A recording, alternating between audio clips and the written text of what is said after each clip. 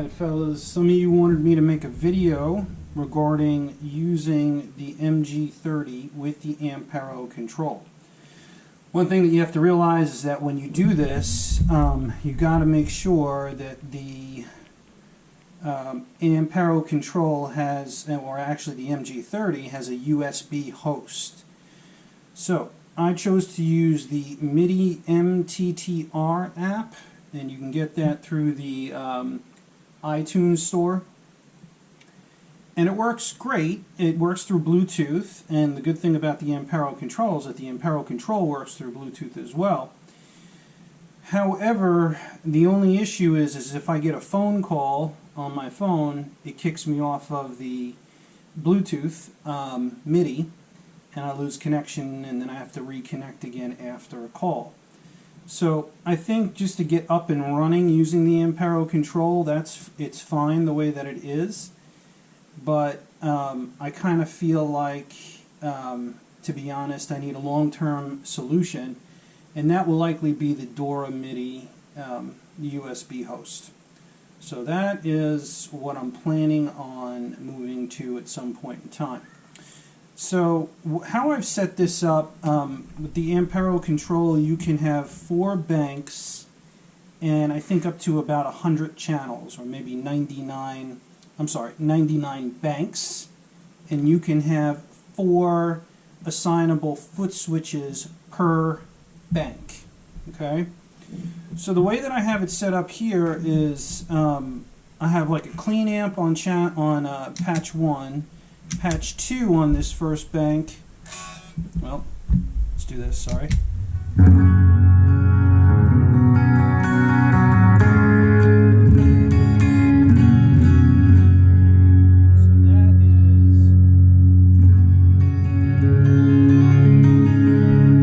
That's my clean channel.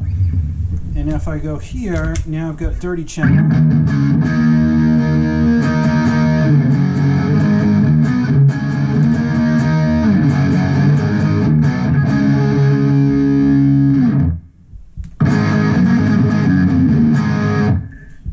That's on 2.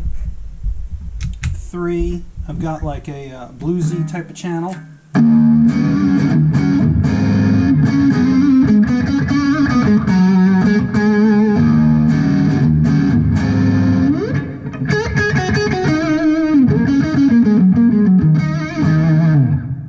So that's that. 4, I've assigned the SLO channel.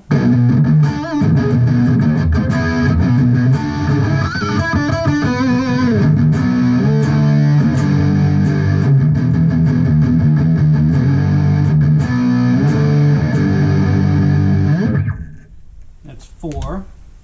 Now if I bank up, this is now my second bank of 4 patches. Here's my white snake patch. And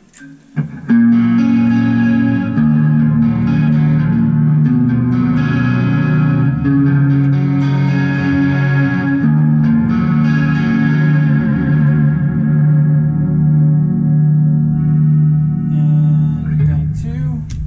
This is my 80s patch.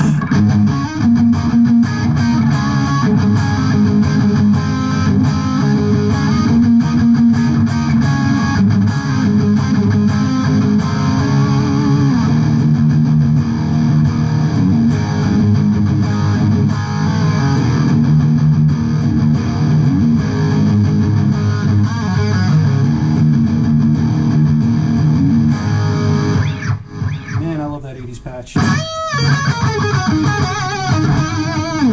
And using scenes, I can kind of beef up.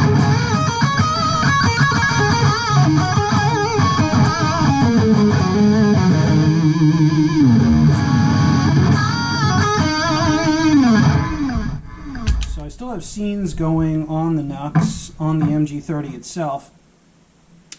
I can also add different effect blocks to certain patches, and again that's using the NUX switcher. I can adjust the tap tempo to whatever I want. Now the Ampero Switch, so let me bank down. go to patch 1 again. The Ampero Switch. So this is my clean amp. Let's say I want to add a little bit of analog overdrive.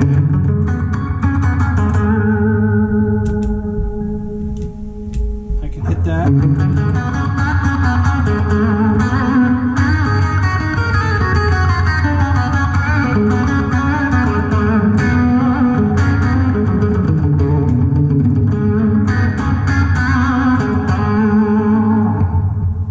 Or, let's say I want to add some fuzz.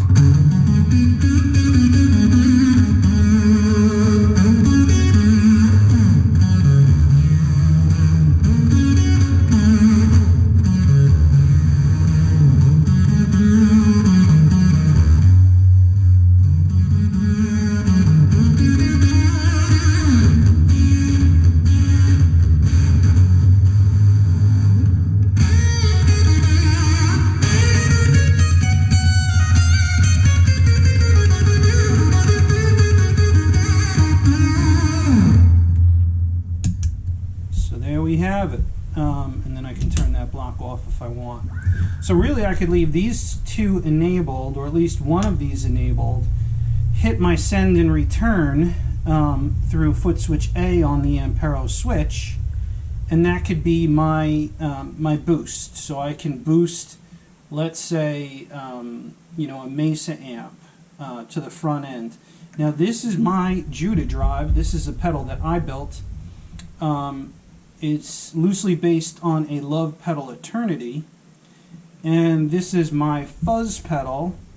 It's a NPN germanium fuzz pedal that has some octave overtones in it. So I feel like between everything I got going on here, it really does give me all the flexibility that I want, but I do need to find a long-term solution to the MIDI issue, because this monstrosity here is just not going to be good for the long term. So to have something that is hardwired, I think is going to be better. I could use the CME WIDI U-host and do this by Bluetooth using that small adapter, but I kind of like the idea of not going Bluetooth and really doing a hardwire. I think it will be more reliable in the long run, especially when playing live. And so really this is why I have this set up the way that I do. Now, just so you know, the patches, when I patch to different patches like this, all of that is done as program changes in the Ampero Control. Okay? So if I bring up the Ampero Control, and let's see what we have assigned here, that's what it looks like. So for the first foot switch, let's toe that down. For the first foot switch, you can see that my channel is channel 2, my type is PC for program change, data is 0, and 0 here ends up being the first preset on the NUX MG-30. Now if I go to channel 2, let's go back, let's look at foot switch 2, bring that up, channel 2, type PC for program change, and data is now 1, and 1 would be the second preset, or 1B, the second preset on the MG-30. And it's so on and so forth. As I go to 3 or 4, let's go to 4. We can look at what that looks like. Same thing. Channel 2, PC, and now it's data 3. And 3 corresponds to the fourth patch, or 1D, of the MG-30. Now if I bank up, now you won't see it change the bank here, but once I hit the first button, now I'm on 2A. Look at my next bank. This is bank 2. Here we go. 2A would be the fifth patch on the MG-30. So that corresponds to data 1 being labeled 4, because it's always one number behind.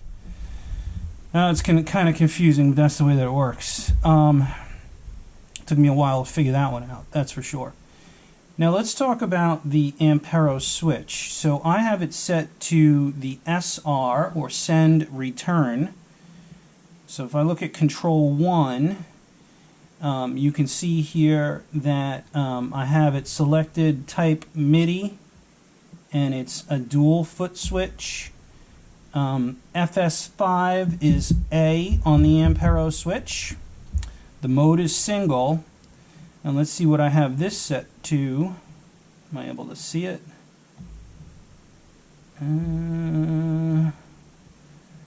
Well, either way, I can't bring it up right now. Let me see if I can bring it up. Yeah, for whatever reason, I'm not remembering how I did it. I do know that it's a CC, and I think it's CC10 because it's always a number behind. I think looking at the MIDI CC assignments, send return is number 11, which is really number 10. So it would be, I have it as channel 1 CC, because this is not a program change. We're not changing patches now. We're just bringing in different effect blocks. So it's CC, I have it channel 1, I believe. And the number is